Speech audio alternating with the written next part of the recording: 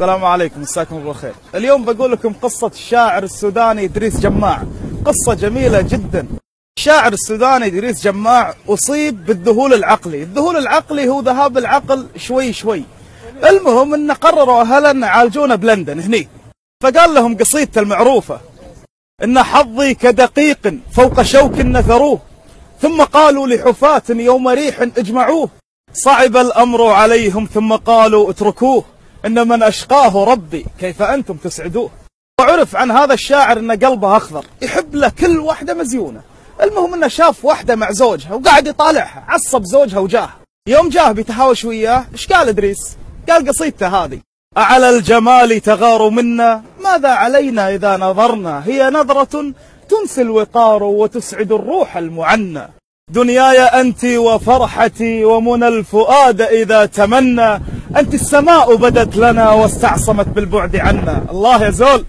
سمع هالأبيات الأديب الكبير عباس محمود العقاد. قال منو قال هذه الأبيات؟ قالها شاعر سوداني مجنون حاليا بالمستشفى. قال لي ما يقولها إلا مجنون. المهم وصل إدريس جماع لندن وقعد يعالج بالمستشفى، وهو بالمستشفى كان في ممرضة أعجب هو بعيونها، فكان يطيل النظر فيها. المهم قالت الممرضة حق مديرة المستشفى، قالت لا خلاص البس النظارة ولا رحتي له لا تدشين عليه الا بنظارة. قالت اوكي. المهم دشت عليه وهي لابسة نظارة، فطالعها وقال: أبلغ بيت شعري غزلي في العصر الحديث: السيف في غمده لا تخشى بواتره، وسيف عينيك في الحالين بتار. الله يا إدريس الله.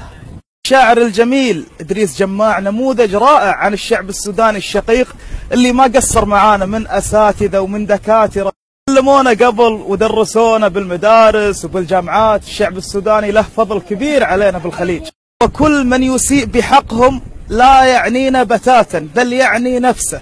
حنا نحبهم ونقدرهم وهم اخواننا بالإسلام وبالعروبة، قبل لا يقسمنا تقسيمات سايكس بيك وربعه.